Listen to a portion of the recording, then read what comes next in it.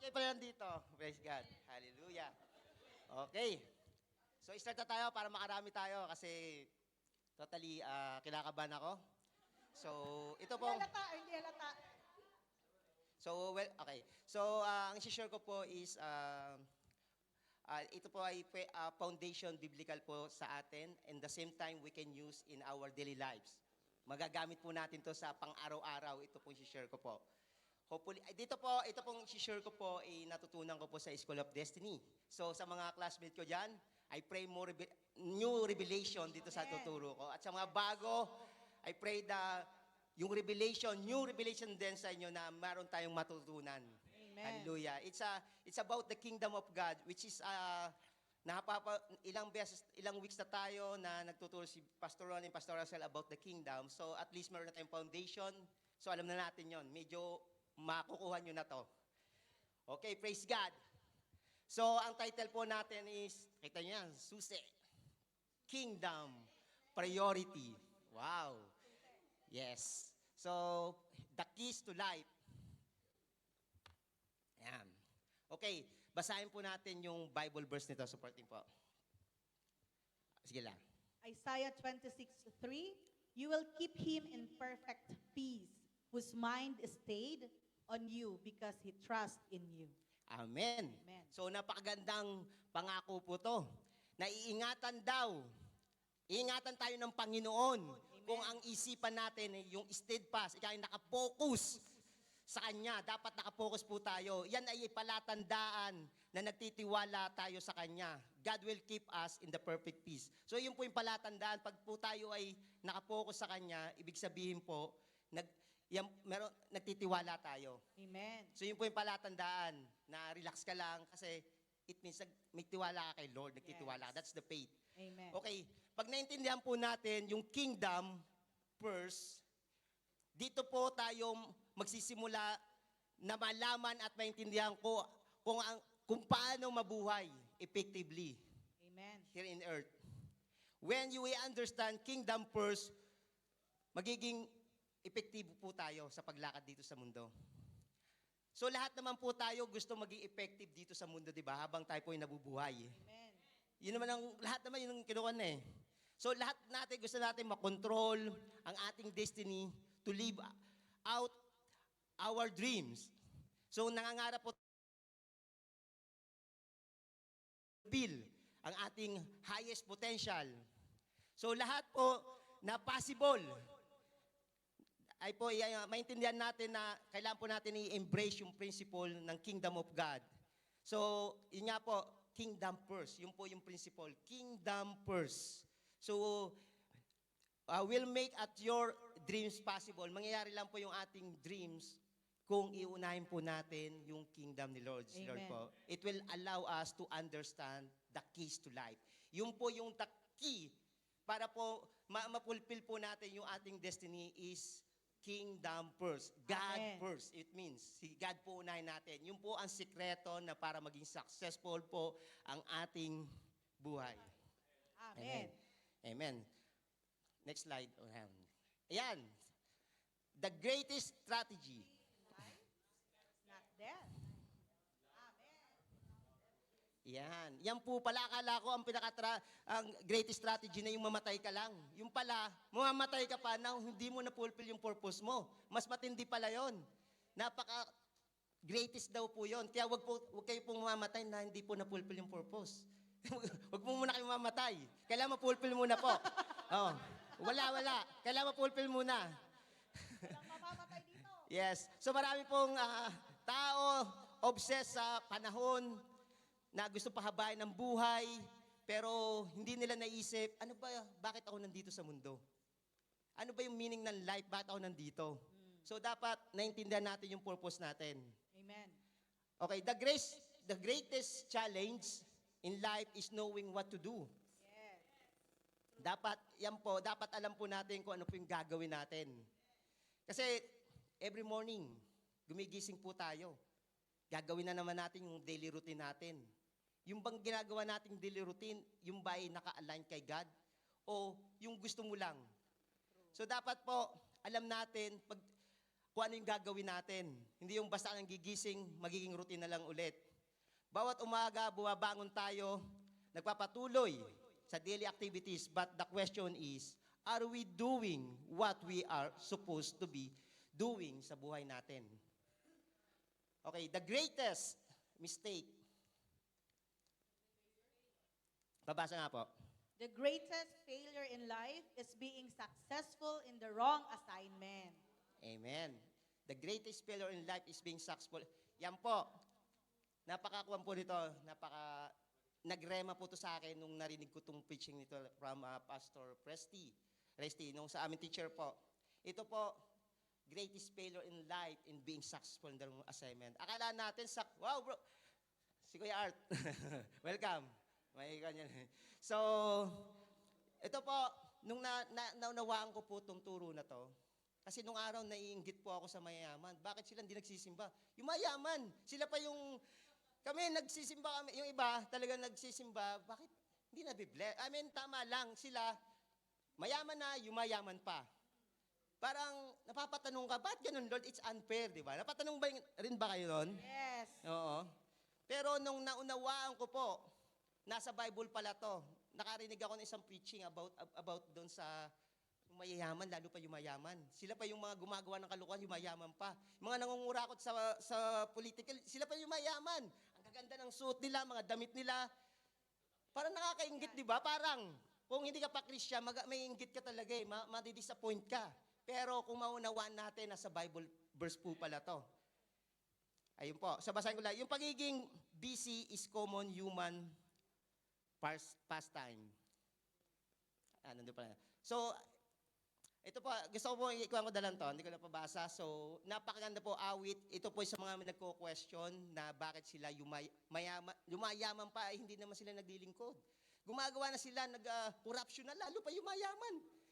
Okay, basahin natin para magrema po sa atin. Basahin nyo po, napakaganda, maunawaan po natin. Awit 73, 1-20. Tunay na ang Diyos ay mabuti sa Israel, sa mga may malinis na puso. Ngunit halos madulas ang aking mga paa. Halos ako'y mapatisod. Sapagkat ako'y nainggit sa mga, palalo, nang makita kong sagana ang buhay ng masasama. Wala silang hirap sa kanilang pagkamatay. Malusog pa ang kanilang katawan. Hindi sila nagdaranas ng hirap tulad ng ibang tao at hindi sila dinaranas ng kapighatian tulad ng karamihan. Kaya't sila'y natatali sa kapalaluan at natatakpan ng karahasan na parang kasuotan. Lumalabas sa kanilang mata ang kasaganaan, umaapaw ang mga hangarin ng kanilang puso. Nanlilibak sila at nagsasalita ng masama. Sa kapalaluan ay nang aapi sila. Itinataas nila ang kanilang bibig laban sa langit at ang kanilang dila ay naglalakad sa buong lupa. Nangyayari yan. Kaya't ang mga tao ay bumabalik sa kanila at uminom ng tubig ng buong bibig. Sinasabi nila, paanong malalaman ng Diyos? May kaalaman ba ang kataas-taasan? Ganyan ang masama, panatag ang buhay at patuloy sa pagyaman. Walang kabuluhan ang paglilinis ko ng puso at paghuhugas ng aking mga kamay sa kawalang kasalanan. Araw-araw ako'y pinapahirapan at sa tuwing umaga ay dinadapuan ng kapighatian. Kung sasabihin ko, ganyan ang aking pananalita, ako'y nagtaksil sa lahi ng iyong mga anak. Nang aking pilitin na unawain ito, ito'y napakahirap sa akin. Hanggang sa ako'y pumasok sa santuaryo ng Diyos at nanunawaan ko ang kahihinatnan nila. Tunay ngang inilagay mo sila sa madulas na daan. Inihagis mo sila sa pagkawasak. Gaano kabilis silang nawawasak?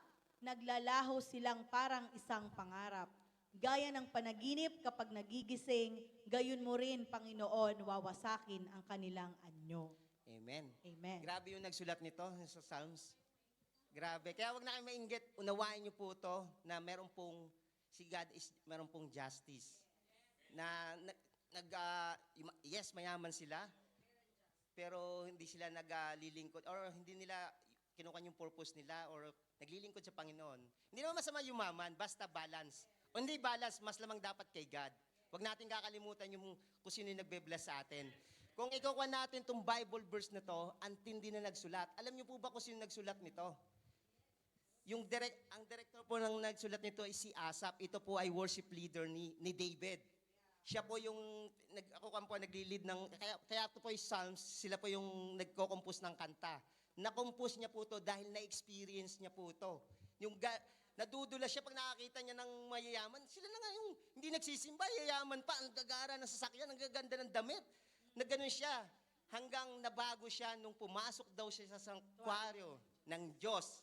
Dito sa kingdom of God. Amen. Nabago, naunawaan niya na yung pala nalaman niya ngayon na dapat pala hindi mainggit. Kaawaan pa pala dapat natin. Dahil ito yung maling purpose. Ika nga successful sila pero wrong assignment.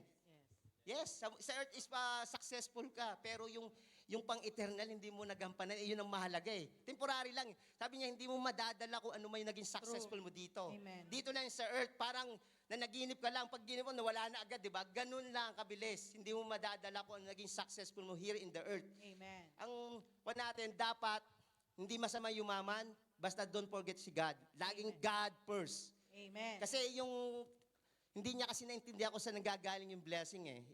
Yung pagyaman po, yan ay ina-allow din po yan. Yan po ginagamit po yan ni Lord. So, yun po, dapat po maunawaan po natin na wag na po tayo mainggit na mayaman sila. As long na nagsiserve po tayo kay God, alam natin what is the reason kung bakit tayo nabubuhay. So, kung lang po, wag na tayo mainggit, alam na natin yung reason. Merong kahinatnan ang ganun pong gawain. Si Lord po ay, meron pong justice po tayo. Ayun. So, si Asaph po yun. Siya po yung worship leader ng Psalms. Ayun. So, now, pinakita ko lang po sa inyo yung mga nangyayari ngayon. Yun. Ngayon, pupunta na po tayo sa establishing yung pong secret of success. Yung secret. Ito po yung sikreto para po tayo ay mag-success sa buhay po natin. Kailangan po natin establishing priorities. Ayun. A priority is the principle that upon which we place our primary focus. Yung pong ating priority, dapat yan po yung tinatawag na primary focus. Priority, ang sinasabi po natin, ito ay ang pinaka-importanting bagay na pinaglalagyan natin ng focus o attention. Ano ba yung pinaka-importanting bagay na nakalagay yung focus natin? So, ang priority ay bagay na kinukonsider natin na may mataas na value, na mas mahalaga.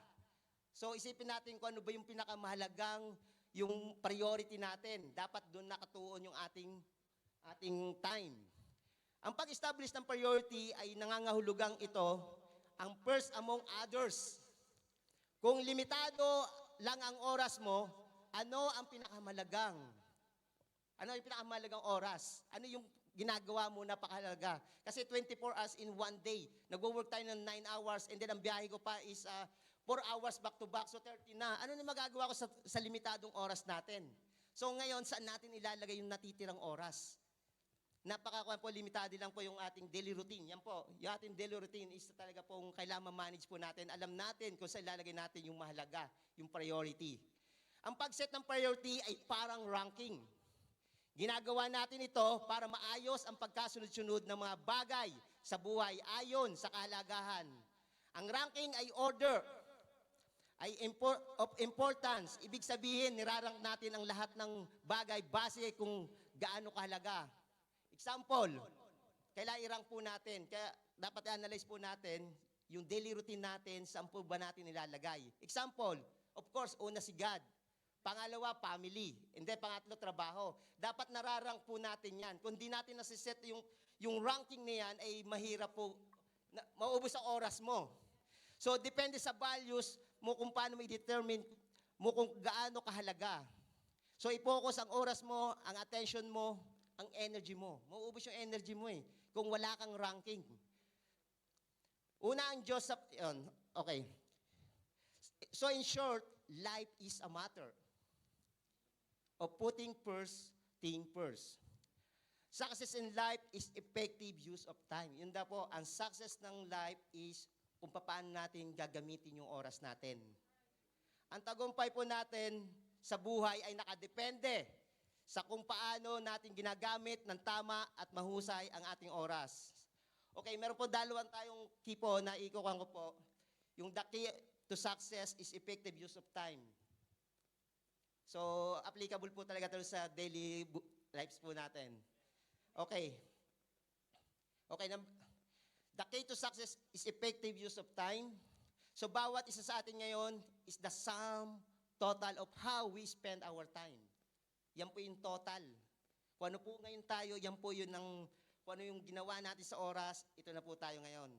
The person you are today and the result on how you use or abuse your time in the past. Isipin nyo na, yung mga past natin, ako, ang haba ng oras na sinayang ko, late na ako nakakilala kay Lord. 33 years old na ako, doon pala ako naging born again. Sabi ko, ang sayang. Ngayon, nagbabawi. Hindi pa naman huli, mabawi. So, isipin po natin, maraming nasayang na oras dahil hindi natin na-set yung priority kasi hindi pa tayo, wala nakakapag-share kasi before eh. So, praise God, meron tayong mga ganitong gawain na nag-share. So, nai-stop yung nasasayang na oras. Kaya praise God sa mga teenager natin dyan na don't waste your time sa mga unnecessary things. Yes, kung ano ka ngayon, ay bunga ng kung paano mo ginamit ang iyong panahon sa mga nakarang taon. That's why we need to give serious attention to how to use our time. Time is the true measure of life. Ang totoong sukatan ay buhay ay ating panahon. Our life on earth is essential human consciousness residing in the physical body that exists in a linear but continuous flow of time and space.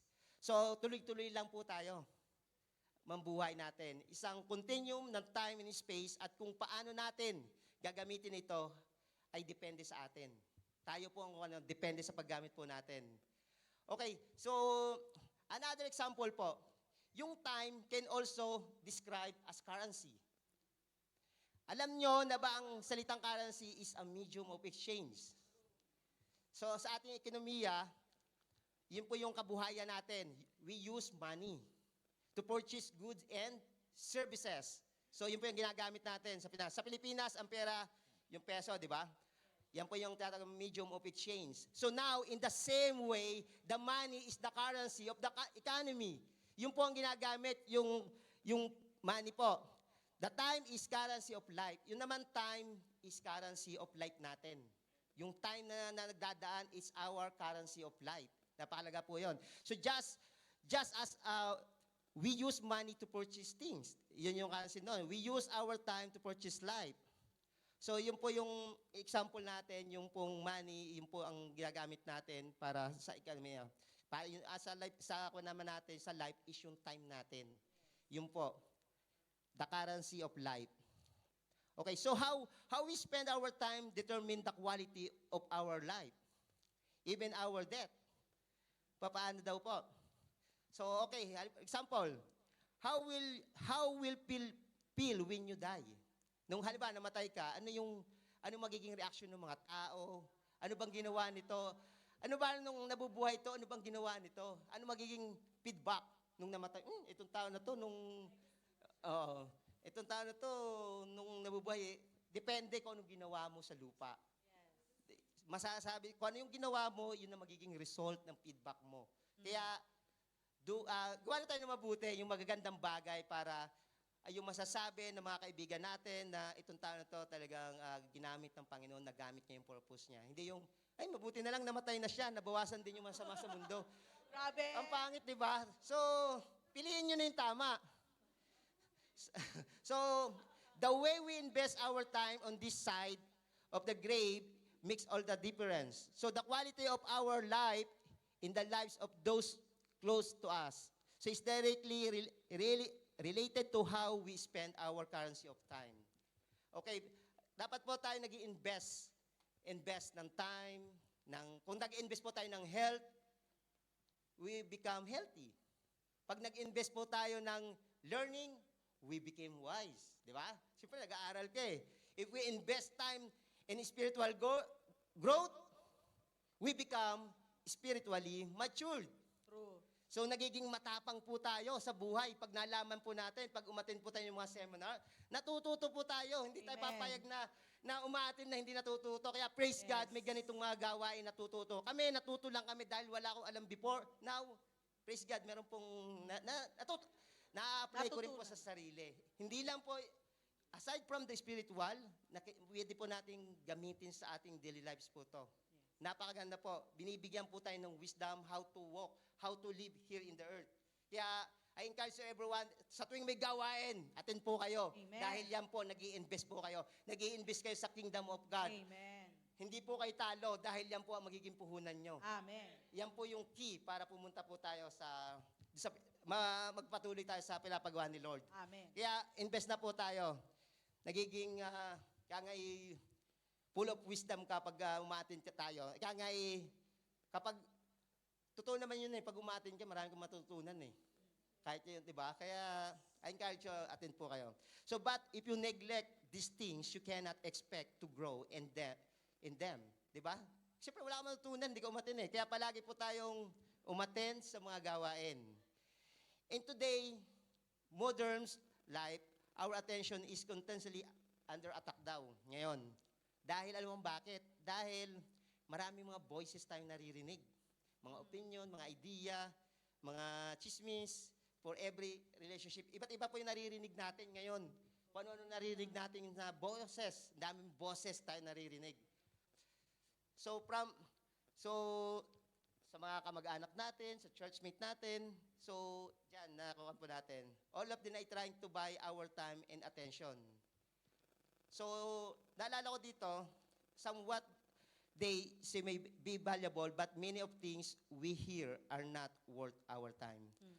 Okay po, dito po, napakalaga po nung time natin, kaya isipin po natin, i-manage po natin yung time natin. Dahil yan po yung currency ng buhay natin. Kung anong ginawa mo sa mga nagdaang araw, ikaw ngayon yan, kung ano yan. Kaya yung iba, yung matatalino, nag-aral yan Kaya cum laude yan. Ako nun, hindi ako nag-aral, kaya hindi ako cum laude Kaya tama yun. Pag may ginawa ka, hindi, yung mga nag-aral talaga sila. Yan talagang nagsumikap. Sunog ng kilay. Nagsunog ng kilay. Kaya inaabot ko, hindi ako nakapagkuhan So, that's where our establishing priority comes in. Yan po yung sa time. Kung paano natin gagamitin yung time. Yan po yung currency of time. So now, without clear priorities, we run the risk of wasting our precious time. Listening to the wrong voices, being pulled in the wrong direction because of wrong direction. Kung wala kang order of priorities, mauubos yung oras mo. Makikinig ka sa maling tao, sa maling boses, dapat boses ni Lord yung naririnig natin. Hindi yung boses ng iba o sarili mo lang. So, look at the past election. Many people listen to the wrong voices, and even now, long after the election are over, their lives are still affected. Hanggang ngayon, affected pa, tapos na yung election. May nanalo na May natalo pa, affected ka pa rin. So, wag na po natin kung ano niya, entertain yung mga ganun po na hindi naman makakatulong sa iyo yun Ma-stress ka lang. So, the key to success in life is the effective use of time. Yun yung kanina. And the key to effective use of time is setting the correct priorities naman tayo. Correct priorities.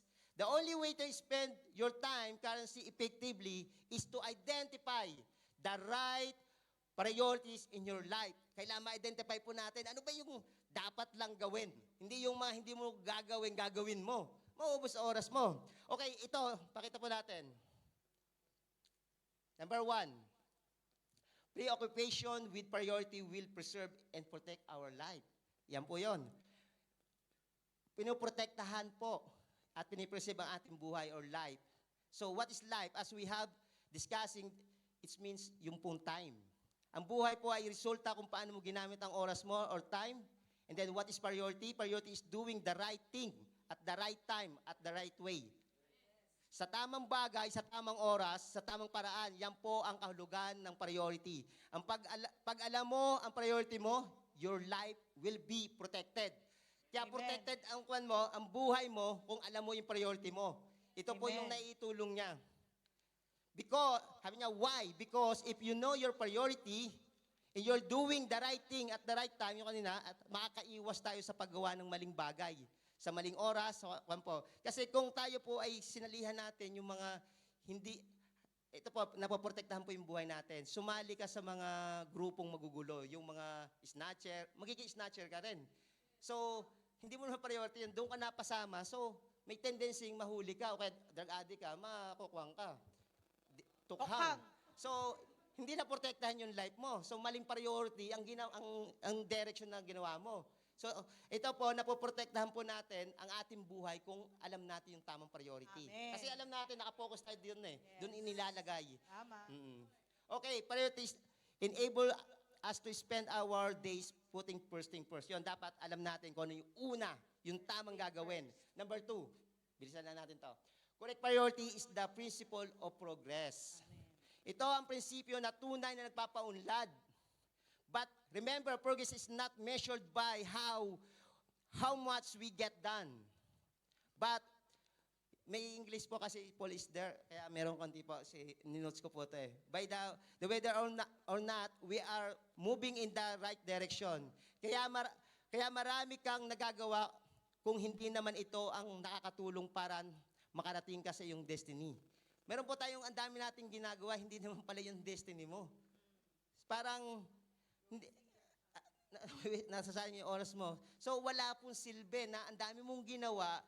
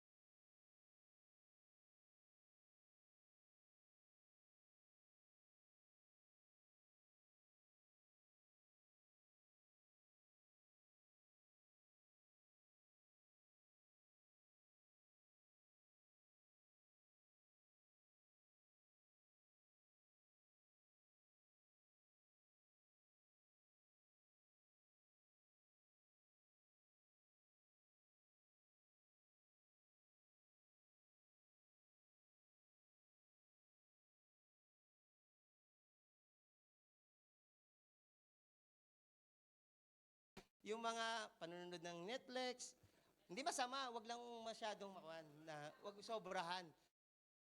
Kasi baka naman hanggang alas 2 na madaling araw ka na, na-late ka na, di ba? Ayun Pagpasok mo. Wag po natin aabusuhin yung mga ganon. Ito pa yung nasasayang na oras. Kaya nga correct priority also will protect your time. Di ba, Amen. nasisave po natin sa mga K-drama na yan. Pero tanong mo natin, pag nanood ba tayo, nakakatulong ba to to fulfill my destiny? Yung pinanood natin? Kasi ako, na-experience ko to, lagi ako, nalilate ako sa umaga, pagpasok ko, naglalaro ako Candy Crush. Alas 2 kasi naghahabol. Sabi ko, ay sakit sa ulo.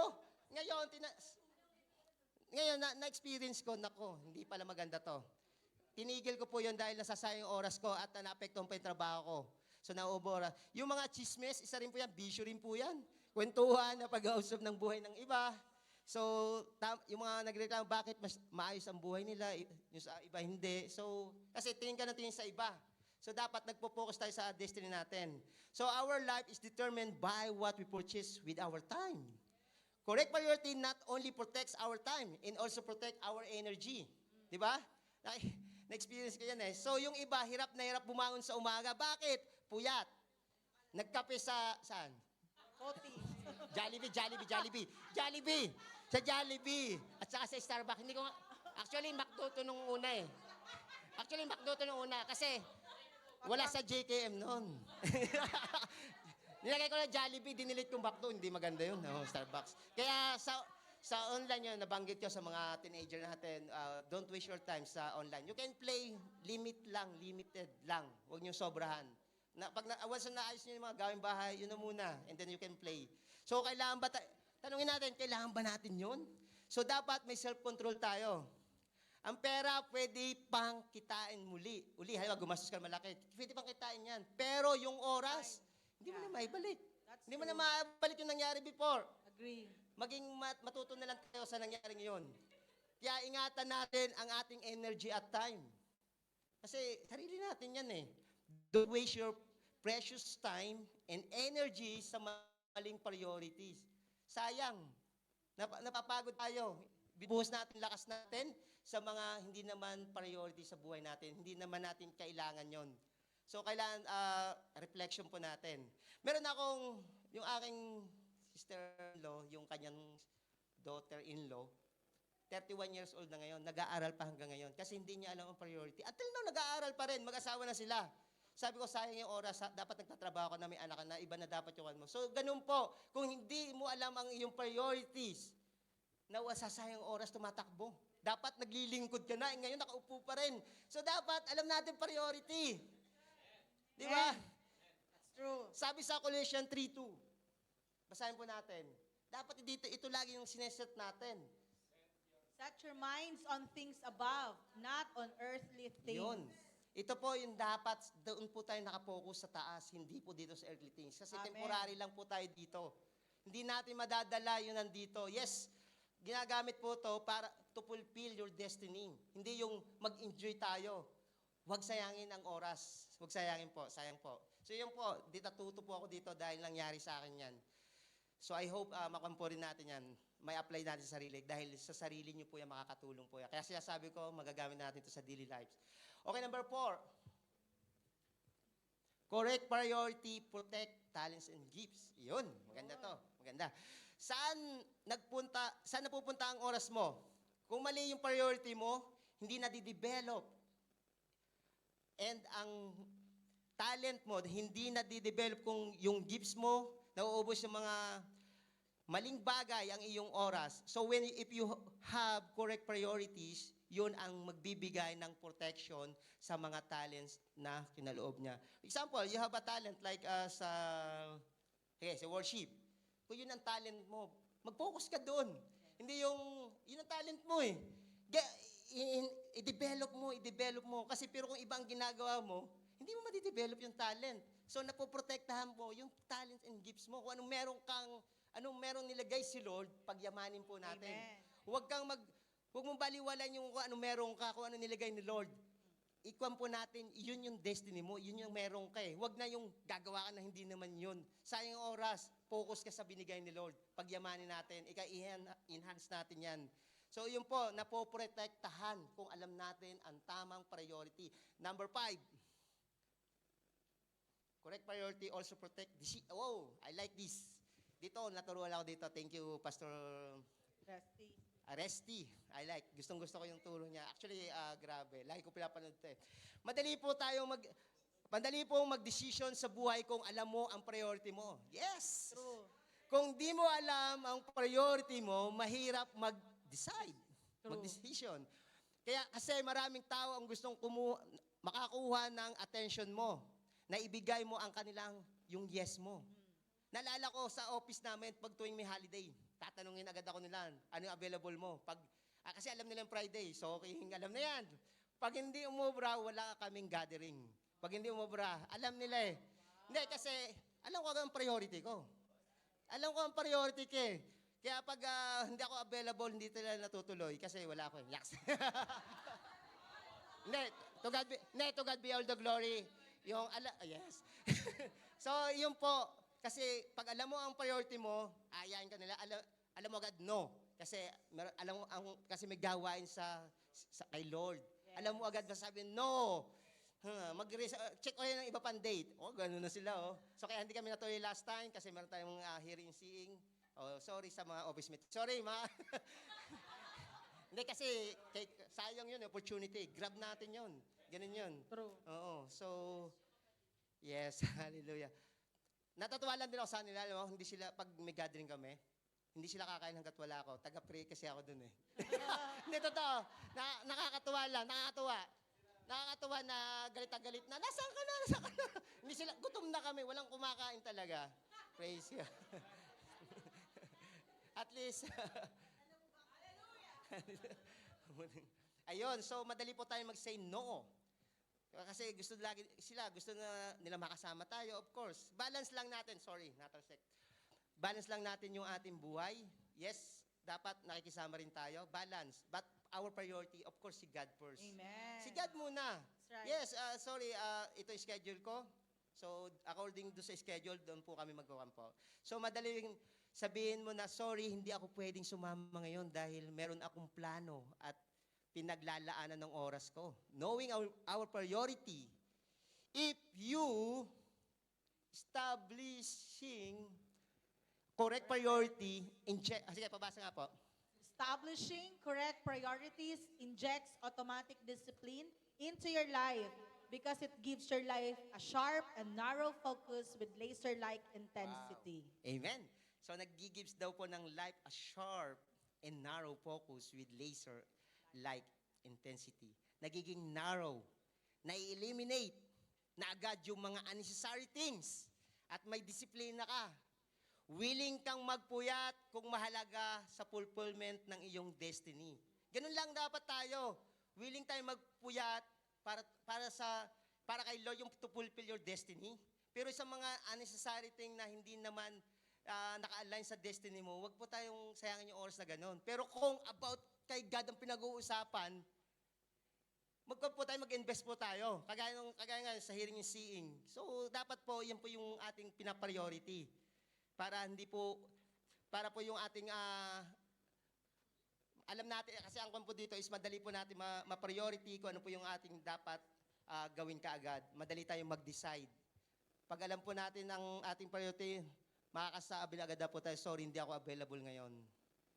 Yun, at hindi ko magawa ng order o priority. Sana uubos ang oras mo sa mga bagay na walang kabuluhan. So, wag po natin sayangin. Pero kay God po, doon po tayo mag-invest. Amen. Sa kanya pong gawain. Dahil hindi po tayo talo doon, hindi po tayo lugi. Proverbs 3:5-6. Trust in the Lord with all your heart and lean not on your own understanding. In all your ways, submit to Him and He will make your path Amen. straight. Ayan, so praise God po. So, tayo po ay puprotektahan ni Lord sa ating mga decision. Kung i-acknowledge po natin sa Kanya, siya po ang magbibigay po ng guide sa atin. Amen. Pag tayo po naka-align sa Kanya, ito po, lagi po, siya po ang magbibigay po. Kaya lagi po tayong, every time na meron po tayong decision, acknowledge to God. Para po, si Lord ang maglilid sa atin. Yung Holy Amen. Spirit po. Okay, number 6. Almost done. Correct priority will simplify our lives. Totoo, di ba? Nagiging simple lang yung buhay. Pag tama yung priority mo. Kasi alam mo yung ginagawa mo step by step. Lalo na sa gawaing bahay. Inuuna ko agad yung may hirap. Hugas, laba agad. So dapat alam mo, alam mo kung dapat nalalaman mo yung order para yung, halimbawa, Sunday, alam mo na, i-prepare mo na kaagad. Kasi nasa-set mo na yung priority. Kaya ngayon natututo na tayo kung paano natin i-maximize yung oras natin. So nagiging simple ang buhay natin, yung iba komplikadong buhay. Bakit? Kasi ang daming boses gustong sakupin ang kanilang buhay, hindi na nila alam kung anong gagawin nila. Sinong pakikinggan o sasamahan? Kanino gagamitin ang limitadong oras? Bakit? Pag meron po tayong nakaset up na priorities, magiging simple ang buhay. Madaling mag-decision. If you want to simplify your life, find out what your priority should be and live accordingly. So sa Proverbs po, nagiging simple po yung buhay natin kung na-set po ng priority natin. Nakakatulong po, nagiging effective po tayo. Productivity po, marami po tayong magagawa. Kasi yung pag hindi mo in order, magulo. Chaos yun, magulo. So sa Proverbs, ito po yung sinasabi sa Proverbs. Pasahan po.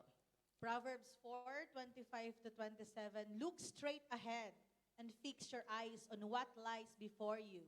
Mark out a straight path for your feet. Stay on the safe path. Don't get sidetracked. Keep your feet from following evil. Amen. Pala tayo, tingin lang tayong diretso, huwag tayong lilihis. Straight lang po tayo, focus lang tayo kay Lord. Focus lang, steadfast. Sa Kanya lang po tayo naka-focus para makaiwas tayo sa gawa ng mga awat, ng evil po. Okay, now we're going to application ng kingdom principle.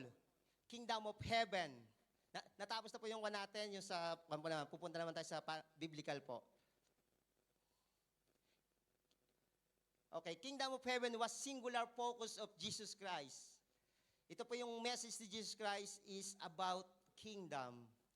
Ang buhay po ng ating Panginoon, sa kanyang, siya po ay nagpipreach at nakapokus lang po sa kingdom. Kung mapapansin niyo po yung Bible, ang lagi niya po sinasabi about the kingdom. Kung mapapansin niyo po, at nagsasalita pa rin po siya sa parable, talinghaga, yung pong kingdom, lagi pong kingdom. So the purpose of Jesus' life and ministry was the kingdom of heaven because it was His Father's priority. Yun po ang ginagawa ni Jesus Christ kasi yun po ang kanya pong gagampanan yung Father's priority po yun kay Father God. Kaya lagi niya yung binabanggit yung kingdom and therefore it was priority so it must also be a priority. Dapat yun din, kung priority ni Jesus Christ yun, dapat priority din natin. Amen. Si Jesus Christ ang our model. Si Jesus Christ talagang focus siya doon. Dapat ganun din tayo if we really a follower of Jesus Christ, dapat same thing. Our focus is kingdom of God. Amen. Sabi po sa Matthew 3:2, yan po, sabi niya, repent. The kingdom of God is here. Amen. Ngayon po, yung palang repent, ibig sabihin po pala niyan, ang isa sa kuwan po is,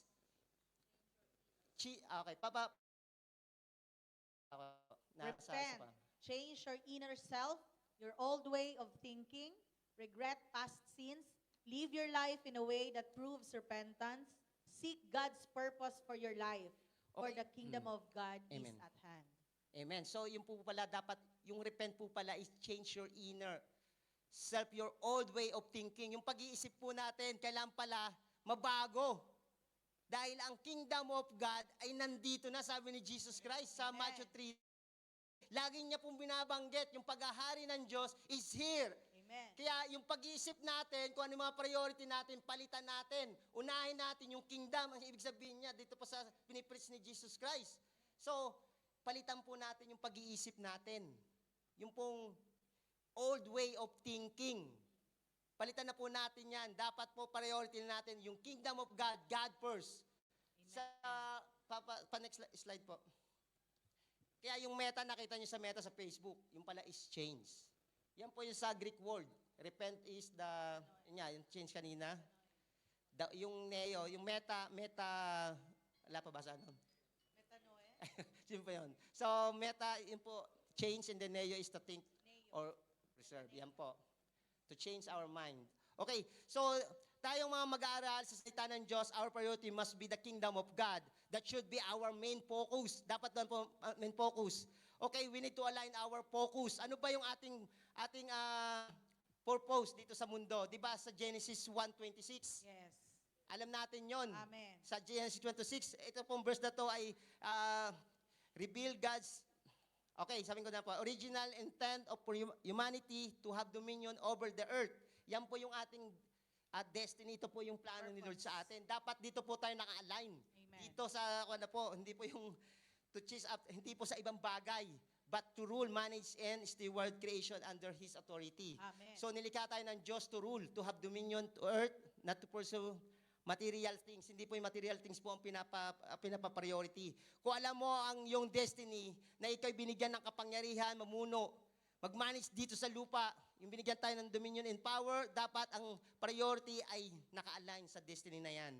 Maraming Kristiyano, probably like 94%, hindi misplaced po, hindi po nila alam yung kanila pong priority.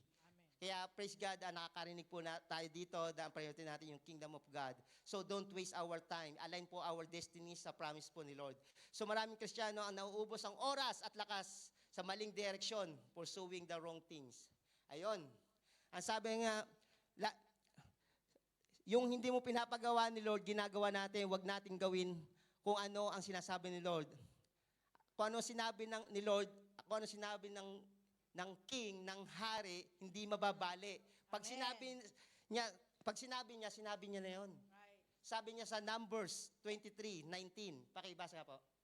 Numbers 23:19, God is not a man, so he does not lie. He is not human, so he does not change his mind. Was he ever spoken and failed to act? Has he ever promised and not carried it through? Yung mga promise ng Lord ay hindi nagbabago. Sinabi niya yon. Amen. Sinabi niya sa Numbers 23:19, hindi siya human, ang human nagsisinungaling, pero si Lord hindi. Kung anong sinabi niya yon. Amen. Kung anong sinabi sa'yo, panghawakan mo yon. Amen. Sinabi niya yon. Pag kagaling kay Lord, panghawakan po natin. Pero pag sa ibang tao, iba pa po yon. So yun po, panghawakan lang po. So punta na natin yung Matthew 6:33. Ito yung pinaka-main verse po natin, nasa dulo. Seek first the kingdom of God in His righteousness. Right. So alam na po natin, in all these things shall be added to you. So dito po, pinapakita po, unahin po natin yung kingdom of God. Amen. In His righteousness also. Yun po yung gusto po, na ito po si Jesus Christ po nagsabi po nito. So, ikukuhan po natin, illustrate po ito natin sa kingdom mindset. Ano po ba yung kingdom mindset? Yan, kingdom possess po. Sino dito yung mga kingdom possess?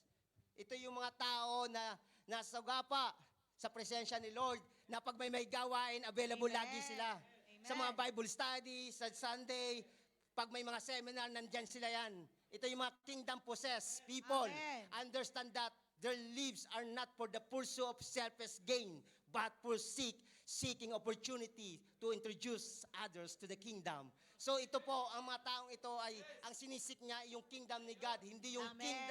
hindi yung sariling interest. So kung kingdom possess ka, dapat lagi tayo available sa mga gawain. Amen. Na sinasabi na sa Matthew 6:33, seek for His kingdom in righteousness. In all these things shall be added unto you. Yung mga hindi mo kailangan, pag inuna mo si God, yung mga hindi mo kailangan, i-add na lang sa'yo yun. Amen. Na-experience ko Lord. po yan. Kaya tayo po sa mga kingdom possess, atin po tayo sa mga gawain dahil ang laki po ng benefits, marami po tayong matutunan. may kwan lang ako. So, 5 minutes. Dito po sa kingdom possess pong ito po yung mga tao, kahit may challenges, hindi po sila natitinag. May blessing man o wala, nandiyan pa rin po sila. Lagi po, kasi ang priority nila is kingdom of God, si God first. Alam nila ang kanilang pagsiset ng priority. Alam nila kung sino nagbigay ng buhay. Kaya alam nila kung paano mag-serve pa. Kaya hindi uma-absent ang mga. Kaya praise God sa mga kapatiran natin, especially kay Rose, kahit hindi na nakakatin dito, but sa online, nagnunood dyan, nagme-message pa ng amen sa online niya. Online. So kaya yan ang tinatawag na kingdom possessed people. Si Rose and si Ate Lorna every Wednesday sa ating midweek, nandun lagi siya kasi may iba po ang schedule ng nila. Kingdom possessed po yan. Yung availability nila, available sila. Uma-attend, hindi nila kinukuha ng opportunity. Habang may available, ginagrab po nila. Mga Amen. kingdom possessed po. Ang kingdom possessed sinasabi dito, actually, dito po sa kingdom possessed, kagaya ng hearing and seeing, ko lang ngayon, share lang ako testimony. Makikinabang po tayo dito. Kagaya tinuro ni Bishop Mario, hearing and seeing. And then kung paano mangungusap si Lord. Ako po, testimony ko po, si God, tinuro ni Bishop Mario is about true dreams. So na-experience ko po itong true dreams dito about my work. Sa work ko po, nagtanggalan po ng trabaho. Ang dami, almost 2 years siya nagtanggalan, 2018, and then tumakbo ng 2019. Every month may natatanggal. And then pagdating ng 2019, January, Saturday, na naginip po ako. Dineclare ng CEO namin na i-close na yung aming company. And then, after that, nagkakagulo ang mga tao sa aking panaginip. And then I saw our finance manager. Hinahanap ko, sabi ko, nasaan ako? Saan? Nagtatrabaho. Nakita ko yung CEO ng Landmark Group. Sabi ko, wow, sa Landmark Group ako magtatrabaho muli. Tanggalan na po. And then, pagdating ng Monday, nag-declare nga talaga yung CEO na dapat mariretain isang brand. Sabi niya, i-close na rin. But now, alam ko kung saan ako magtatrabaho. Doon pa rin. Ang ginawa ko po, dumating hanggang September, 7 na lang kami. 7 na lang. Matatapos na yung visa ko. Sabi ko, kinausap ko yung finance nung nakita ko. Sabi ko, saan, meron pa bang bakante? Sabi niya sa KSA. Sabi ko, hindi dun eh. Hindi pinakita ni Lord. And then si Lisa, naka-under visa ako. And then after that, nagpa-visa na sa company niya. Dahil wala pa nga, sabi niya ng asawa ko, mag-apply ka na sa iba. Sabi ko, hindi, pinakita to ni Lord eh. Pinanghawakan ko yung pinakita ni Lord na sa Landmark Group. Nagtanong ngayon ako sa HR ng SPLAS, may bakante ba dyan? Apply ako. Interview, exam. Excel. Nag-exam ako. After 1 month, wala pang tawag. Tumawag uli ako. Pinatawag ka ng HR. Kinausap ako ng HR.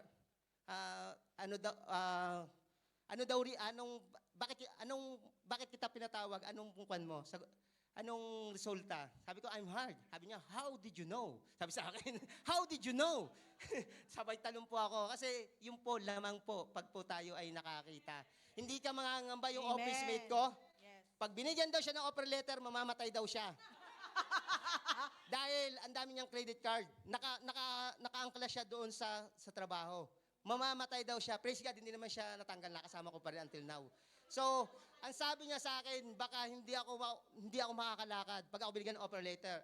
Kaya napakakuan po kaya maging kingdom possess po tayo, umatin tayo sa mga gawain, nalalaman natin to, hindi po tayo nagiging ignorante.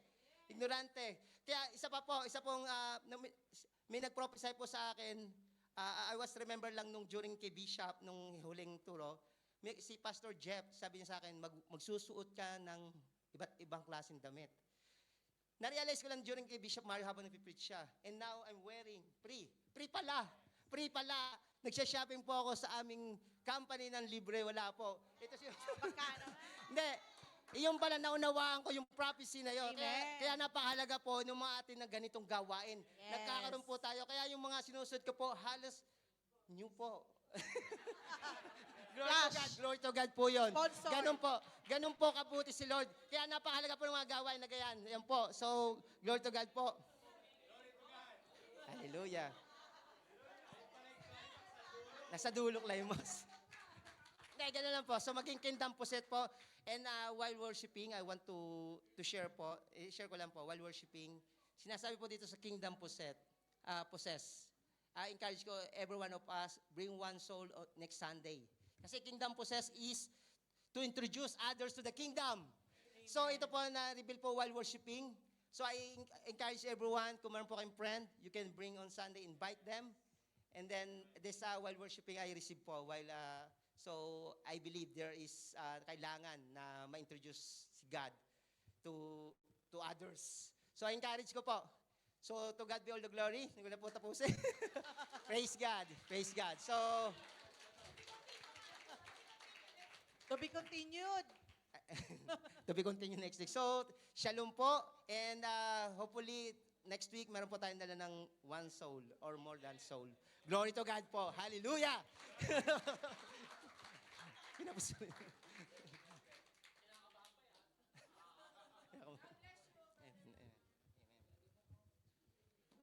Naghabol eh.